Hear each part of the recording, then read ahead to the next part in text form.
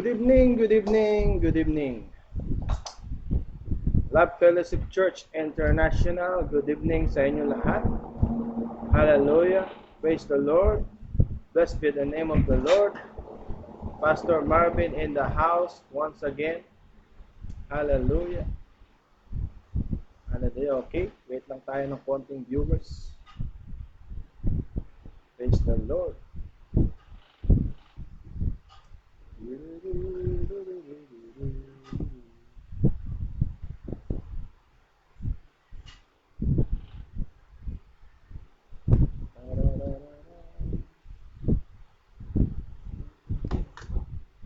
Yes, may isa tayong viewers. Ayan.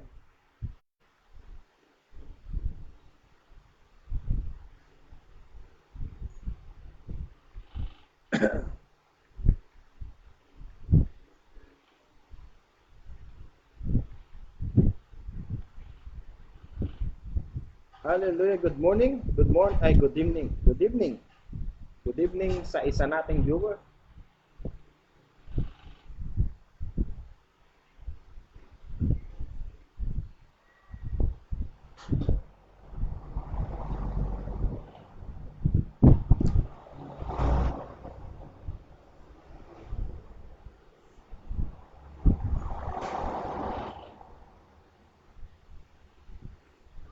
Amen. Okay, kahit isang viewer natin, total marireplay naman to. Good evening sa lahat. Hallelujah. At pangunahan ko po kayo, Pastor Marvin ulit in the house. At pasensya na po kayo at si Pastora ay napagod at meron siyang ginawa doon sa bahay, umuwi siya ng bahay. So ako lang po ang naiwan dito sa church. At thank you po. At tayo po ay manalangin at yan po. At sana po lahat po na makapakinig nito later on ay matapos niyo po itong video na to. Ito pong second service ng Love Fellowship Church International. Kanina pong umaga ako rin po yung sa first service. So ang tinakal po natin doon ay Beatitude yung series niya. So ngayon po, pangunahan ko po kayo sa maikling panalangin. Panginoon Diyos, salamat sa gabing ito at patuloy mo kaming hallelujah, pinapalakas Panginoon sa iyong kabutihan Panginoon.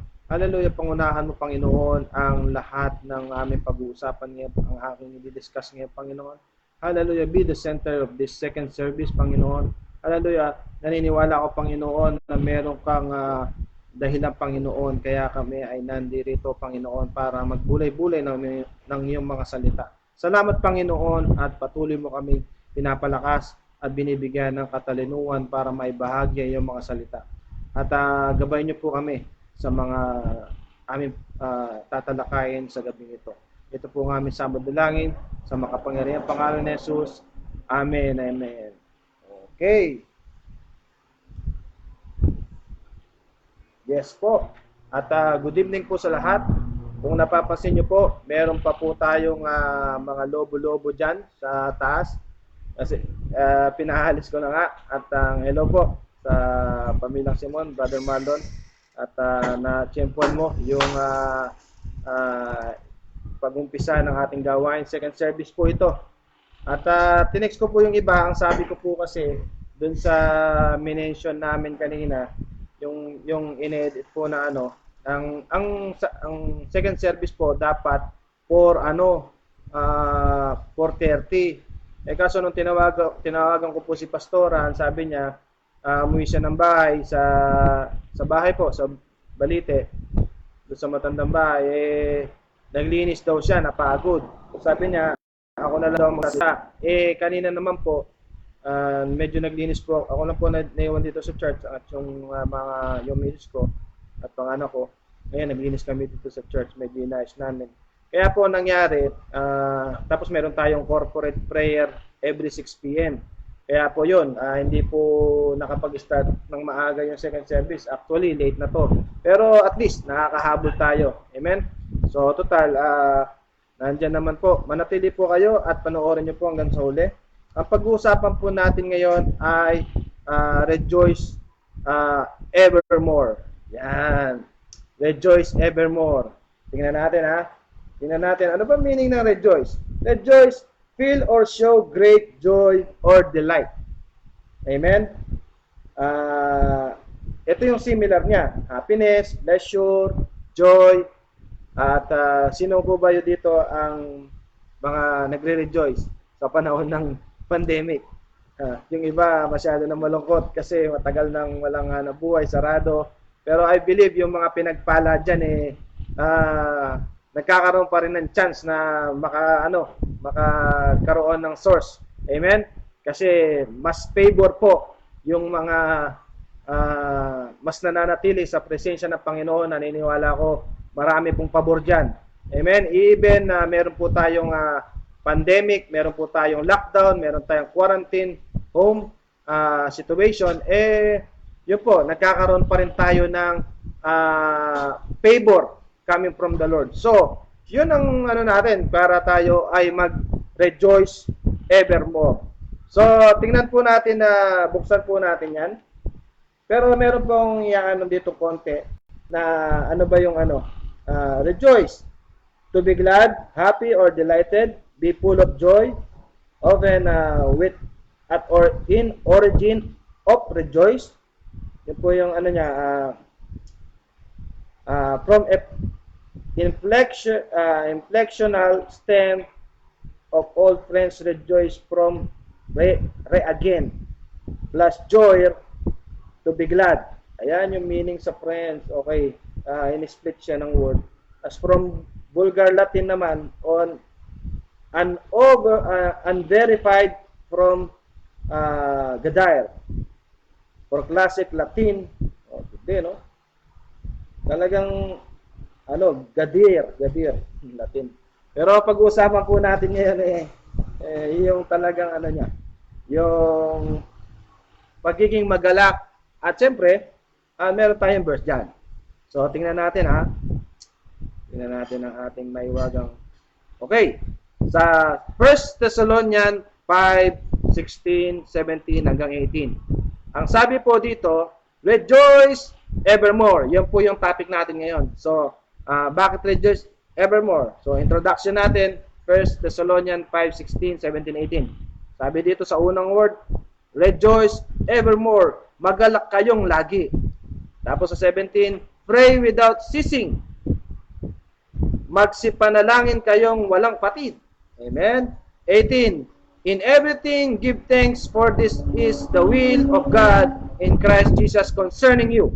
Sa lahat ng mga bagay ay magpasalamat kayo, sapagkat ito ang kalooban ng Diyos kay Kristo tungkol sa inyo. Amen? Sa lahat po ng bagay, kailangan po natin, sa lahat ng pagkakataon, sa lahat ng bagay ay magpasalamat kayo, sapagkat ito ang kalooban ng Diyos kay Kristo tungkol sa inyo.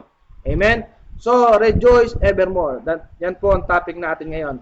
At buksan po natin itong unahin natin dito sa Romans 12:2. Ang sabi po dito, do not conform to the pattern of this world, but be transformed by the renewing of your mind. Then you will be able to test and approve what God's will is good, pleasing, and perfect will. Amen? So, sabi po dito, huwag tayo mag-conform sa pattern ng mundo. Kuminsan, nababagong panahon, di ba? Nagkakaroon tayo ng pagbabago. Yung dumating si President Duterte, nagbago po ang sistema ng gobyerno natin. Kasi talagang nilinis lahat. So, ang nangyari po, talagang yung iba, alos karamihan nata, naging advantage sa kanila yung pagkakaupo ni President Duterte. Pero marami din pong mga basher, marami din pong against. Pero alam niyo po, kaya po naupo si President Duterte dahil po kalooban ng Diyos yan. Siya po ang may gawa niyan. Mas pinili niya si President Duterte ang maupo kaysa po sa ibang Hindi po ako fan or idol po si President Duterte. Pero naniniwala ako, kaya po naluklok siya even though sa kanyang edad at sa kanyang posisyon. Isa lang po siyang dating di ba? From mayor, biglang talagang nag-jump kagad dun sa presidential status. So, sabi nga ng iba, grabe. hindi na pala kailangan dumaan ng senador, di ba? Para maging presidente. So, yun po. Ibig sabihin, favor po ng Panginoon yan. Alam niyo po, dito lang po sa 1 Thessalonians 5, ay binibigay na sa atin yung talagang favor ng Panginoon. Yun po yung sabihin niya sa atin na huwag kang dapat malungkot. In any situation in your life, you must rejoice. Sabi ni Lord, magalak kayo lagi. Di ba? Pray without ceasing. Magsipanalangin kayong walang patid. Kasi kahit wala pong pandemic, kailangan po talaga natin ginagawa yung manalangin tayong talagang consistent tayong mananalangin at panatilian natin yung pagiging masayahin natin. Amen? Kaya yung mga masasaya dyan, magsabi ng amen. Okay? Ba't binasa natin itong Romans 12:2? Kasi hindi tayo dapat mag-conform sa nangyayari sa mundo. Dapat hindi tayo maapektuhan kung ano man ang pattern ng mundo, hindi dapat tayo. Tayo po ay parating mananatili. As a Christian, we need to stay connected to the Lord. What is promised and what is will to us, we need to do. Amen? We need to anticipate things. Hallelujah. Kung ang nangyari yung mga dumarating na yan sa buhay ng tao, kamukha niyan, buong mundo, di ba? Anapektuhan, I believe, ang survey ko, nasa more than 500 na tayong namamatay. Kung tama ako mag-comment kayo dyan kung tama ako sa Pilipinas. Pero I believe, ang sabi ng Pangulo natin, bibigyan niya daw tayo ng papayagan niya na yung vaccine. Pero sa akin po, bilang pastor, balot po tayo ng banal na espiritu. Hindi ko na po kailangan magpa-vaccine. Si Pastora po, tinanong ko, sabi ko, Pastora, papabaksin ka ba? Pag sabi, hindi. Kasi nabuhay naman tayo napakatagal na panahon nang hindi binaksin. So, yun. Nung bata tayo, nabaksin tayo. Pero ngayon, ako po, wala po kasi akong tiwala. Hindi po sa against po dun sa ni Duterte, pero mas tiwala po ako sa Panginoon. Amen? Yun po, ito pong video na to, i-share po natin para makita nila, para makapasok po sila. Lagyan natin natin sa party. Thank you po. At sabi dito sa Romans 12:2, ulitin natin, do not conform to the pattern of this world, but be transformed by renewing of your mind. Magtalang i-renew natin yung kaisipan natin ayon sa kalooban ng Panginoon. Hindi po tayo aayon sa mundo. Kasi po pag umayon ka sa mundo, may stress ka. Pag umayon ka sa mga balita, maapektuhan ka, madadala ka. Uy, paano na, di ba? So, yun po. Meron niyang kinuwento sa akin si Brother Raymers na nakapasok na siya ng Baler, na nakapag-deliver siya ng ibang product doon. Sabi ko, favor ni Lord yan kasi na-try mo bro. Ibig sabihin, inano ka ng Holy Spirit na matry mo makapasok dyan. So, yun, kinuwento niya nga sa akin, nakapasok siya noon, nakapag-deliver siya doon. So, favor po ni God dyan. Kaya po, alam niyo po talaga, pag talaga pinangahawakan mo ang salita ng Diyos, wala pong makakapigil sa kahit anong season, kahit meron tayong mga lockdown, quarantine, pag-iingatan ka ng Panginoon kahit na umano ka, basta balot ka ng banal na dugo ng Panginoon. Kahit saka pumunta, naniniwala ko pag-iingatan ka ng Panginoon. Kahit nga siguro kaharap mo na yung virus, basta na rin yun na yung mind mo, hindi ka na nag-conform sa mundo. Sabi nila, kailangan mag-mask. Okay, mag-mask po tayo. At syempre, protection din yun. Pero mas protection po talaga ang banal na dugo ng Panginoon. Holy Spirit, yan ang magiging kakampi natin kahit saan po tayo magpunta. Amen? So, then, sabi niya, then you will able to test and approve. Diba? Matetest mo ngayon ang talagang kapangyarihan ng Panginoon pag ikaw ay naniwala that God's will is His good. Amen? Pleasing and perfect will. Amen? Talagang si Lord, perfect yan. Hindi ka na kailangan. Pag will talaga ni Lord, walang makakapigil dyan. Diba? Meron naman paraan para maging masaya ka, why not, di ba? So, hindi na po kailangan bilhin yan kasi nasa sa atin na po yan. Amen? So, bibigyan ko kayo ng reason to praise God. Ano po yan? Anim, I believe. Number one, sabi dito, He is, kaya ang kailangan tayo, magkaroon tayo ng rason para papurihin natin si Lord eh. Kaya pag kasi ikaw, nagre-rejoice ka parati kay Lord, sabi nga, rejoice evermore ha. Alam mo ang Panginoon, pupurihin mo siya because He is faithful. Amen? Ang Panginoon ay matapat. Number two, He is merciful. Ang Panginoon ay maawain. Number three, He is kind. Ang Panginoon ay mabait. Number 4, He is loving. Mapagmahal. Number 5, He is pure. Amen? Siya ay puro. Siya ay purong Diyos. Siya ang may likha ng langit at lupa. Amen? Pag sinabi niyang, rejoice evermore, let's rejoice. Kahit ang sitwasyon mo, hindi maganda, rejoice ka pa rin. Amen? Ang Pilipino, hindi mo na pwede sabihin yan. Kahit anong kalagayan niya, masayahin ng mga Pilipino, di ba? Yan ang tayo, kahit na minsan, marami nga, di ba? Kahit walang pera, kita mo, masasaya, hindi mo mabili yung ngiti nila. What more, pag may pera pa, di ba? So, number 6, He is holy, di ba? Siya ay banal. Kaya, talagang, you need to rejoice evermore because the Lord is our Savior. Amen? He is our Savior. Amen? Kaya wala kang reason para malungkot, kapatid. Wala kang reason para maging self-pity. Wala kang reason para mo yung iba, parang sinakluban ng langit at lupa.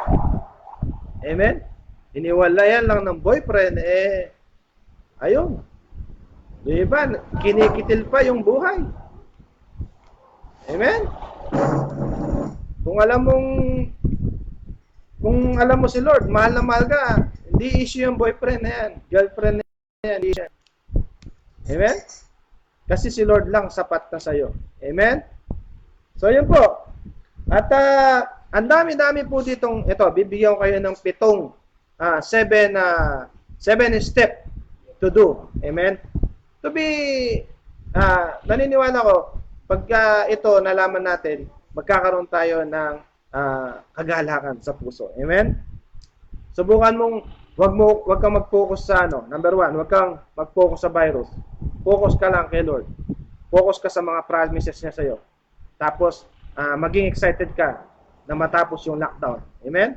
Dapat mag-focus tayo sa Panginoon. Di ba? Yun, yung number 1. Don't focus to the virus, focus to the Lord. Trust the Lord. Amen? Kailangan yung pagtitiwala mo, mabuo yan. Kailangan talagang yung tiwala mo sa Panginoon. Walang doubt talaga, walang halong, kahit gatiting lang na pagdududa. Kailangan tiwalang-tiwala ka sa Panginoon na maaayos niya at siya ang bahala, siya ang magdadala. Basta paubaya mo lahat sa Kanya, ayusin niya yan. Amen? Ano man ang sitwasyon ng bawat isa. Meron ka man sakit, meron ka man kakulungan, meron ka man dinadala, ang Panginoon po, magtiwala ka sa Panginoon. Amen? So, follow God's steps. Amen? Tingnan natin kung nakakasunod tayo sa mga yapak ng Panginoon. Ano po 'yon? Yung pong mga pinapagawa niya sa atin everyday. Yung routine natin everyday sa buhay natin. Amen? Kailangan we need to follow the God's step. Amen? In every step in our life kailangan natin we need to connect to the Lord. Amen? We need to hold on to the Lord. Amen? Sabi nga, kung kakapit ka lang, kapitan mo na ng todo si Lord. Kasi naniniwala ako, siya ang magliligtas sa iyo. Amen? Serve the Lord. Yun. Paano ka ba mag-serve kay Lord? Pakita mo sa Kanya na talagang doong panahon ng mga Bible old days, mga Bible times, nagsiserve sila, nag-aalay sila ng mga hayop, gano'n, nag-aano sila. Pero ngayon, hindi mo na kailangan gawin yun. Kasi meron na tayong new covenant.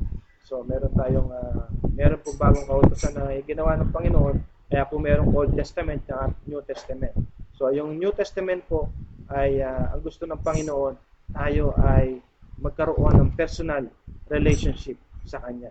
Amen? Hindi po issue yung religion, hindi po issue lahat ng mga kung ano man ang meron na sekta na yan.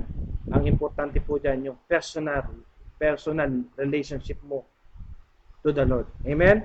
So number 2, go back to our normal mindset. Balik po tayo sa normal lang. Huwag kang papekto. Kung may nangyayari lockdown, quarantine time,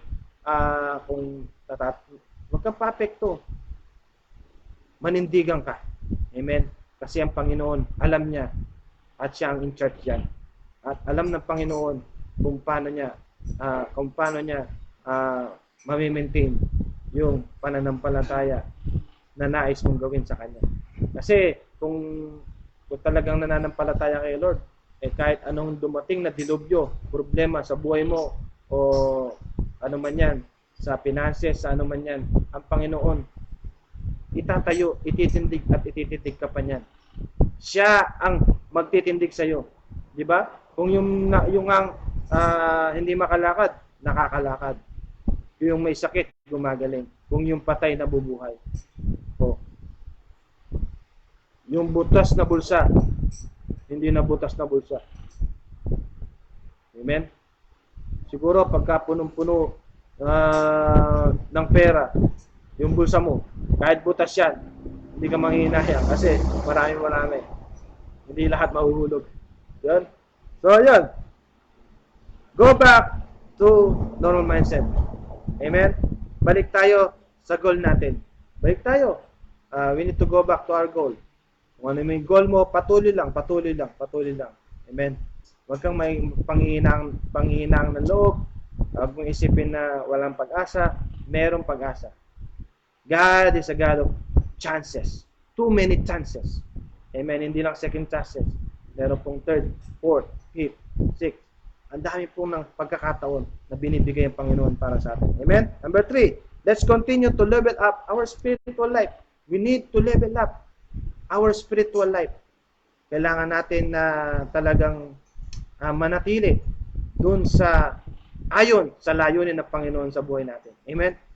Kaya kung sa mga mananampalataya dyan, balik lang tayo sa layunin ng Panginoon sa atin. Amen? Number 4, give your best inside and outside your ministry. Amen? Even nasa bahay lang tayo, bigay mo yung best mo sa Panginoon. Nagkaroon kami ng gathering ng mga pamilya ko. Kami ni Cathy, yung anak ko, si Gab, si Nash, si Aliyah, si Kyla. Tinuruan ko silang mag-pray. So, anong nangyayari? Lahat sila nagpe-pray isa-isa. Pinagpe-pray namin pinagpe-pray namin po lahat ng mga family natin, LFCI family, lalo na dito sa Cabanatuan at sa Leonardo. Siyempre sa buong LFC po, pinagpe-pray po natin yan.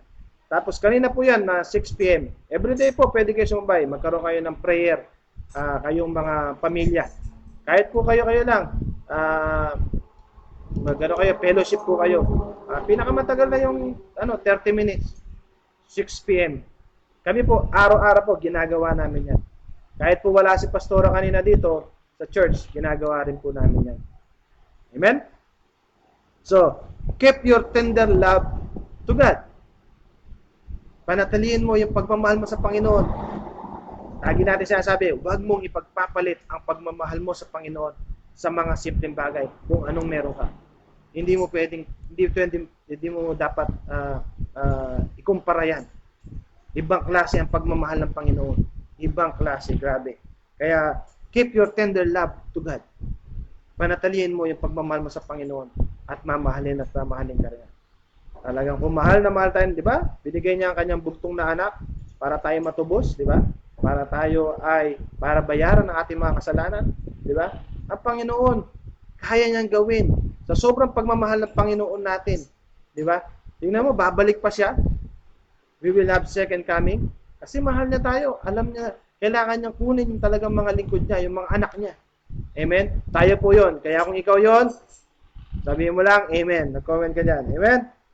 Tapos number 5, number 6, protect yourself and your family at all times. Siyempre, pag-ingatan mo yung pamilya mo at maging organized, malinis sa bahay, at manatili tayo na, alam mo, pagka malinis ang nakikita mo sa paligid mo, maayos yung mga anak mo, malinis ka, malinis sa pamamahay yung asawa mo, malinis ka sa pamamahay, organized, meticulous. Wala nang masama sa pagiging meticuloso eh. Meticulosa, walang masama dyan. Alam mo, pagka maganda nakikita mo sa paligid, napapawi yung ano mo, di ba? Di ba, hindi totoo yun, di ba? Napapawi yung lungkot mo. Pagka lahat nakikita mo maayos, yung pamilya mo, yung asawa mo, yan. Kung hindi ka sanay maligo, maligo ka na siguro. Kung hindi ka sanay naliligo, siyempre pagising mo na umaga, pasalamat ka sa Panginoon, no? Tapos titingin ka sa salamin, no? Mukha ka na palang bruha. Kaya yung mga artista walang ginawa yan kung hindi maggupitan challenge eh. Kasi nakikita nila, di ba, wala namang barbershop. Iba nagugupitan challenge kasi maganda kasi na mapanatilihan mong maayos, di ba? Maayos yung mga anak mo, malinis ka sa bahay, yung paligid mo, nililinis mo. Ito po yung panahon para maging sabihin natin na maayos natin maayos natin yung dapat nating ayusin sa pamamahay para nang sa ganoon maganda yung mga pagising mo na umaga, malinis, di ba? Di ba? Ang ganda po kaya pagka sino naniniwala sa akin dito, di ba? Pagka talaga maayos yung ano mo, yung pamamahay mo, yung kapaligiran mo, di ba? Nakakatanggal ng stress yan. Di ba? So, yun po.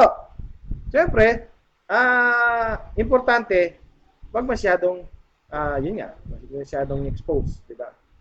Practice social distancing, di ba? Yan mga gusto nating gawin ngayon eh. Yung kailangan nating gawin ngayon. Utos ng gobyerno yan. So, yan. Number 7, appreciate everything you have. Diba? Kailangan ma-appreciate mo kung anong meron ka. Diba? Anong meron ka, yung binigay sa'yo ni Lord, ma-appreciate mo yan.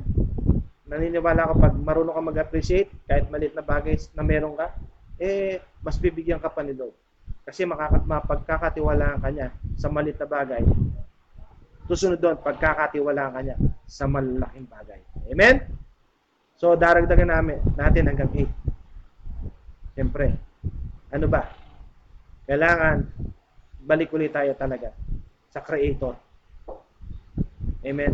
Doon tayo hihingi ng tulong, doon tayo tatawag, doon tayo mananalangin sa Creator. Diba? Hindi na po sa creation. Diba? Hihingi tayo ng tulong sa Creator. Kung sino yung Melika, yun po ang Panginoon Diyos. Amen? Kaya naniniwala ako, maraming mangyayaring maganda sa buhay natin. Lalong-lalo na sa panahon na to. Sa panahon ng crisis nito, at sa panahon ng COVID-19 na to, isi-shift natin yan, babalik rin natin. Yung opposite ang mangyayari. Mas mabibless yung mga Kristiyano. Tatayo yung mga Kristiyano. Amen? Kaya kung ikaw yung titindig after this pandemic, magsabi ka ng amen dyan. Amen? Rejoice evermore. Kailangan talaga. Rejoice lang. Diba? Minsan, isip mo, paano ka magre-rejoice? Pastor, daming niisip, problema, anak mo. Isang tabi mo muna yan. Ano lang, self-conscious lang yan. Self-conscious lang yan. Pwedeng isang tabi yan. Subukan mo mag-focus kay Lord. Subukan mag-focus sa Creator. Ako nga, katwiran ko, mawala na sa akin, lahat ng bagay mawala sa akin, pero si Lord, basta na sa akin si Lord, masaya na ako rin. Diba? Kasi, pwedeng ibalik yan eh. Yung mga nawala, pwedeng bumalik yan. Iba ang balik ng Panginoon yan. Lalo na't pinagkatiwalaan ka na ng Panginoon sa maliit na bagay, ibabalik at ibabalik niya. 30 to 60 to 100. 100 folds. Amen? Kaya wala po tayong gagawin kung hindi. Rejoice lang. Magalak. Maging masaya. Amen? Kung sabi ko nga, kung hindi ka tumatawa, tumawa ka naman. Diba? 5 taon ka ng Kristiyano, panay lungkot. Wala, magbigay ka naman ng tumawa ka naman. Diba? Manood ka ng mga comedy. Kung hindi ka matawa, Panoorin mo si Panchito at saka si Dolphy. Ang tawa kay Brother Alvin. Si Brother Alvin,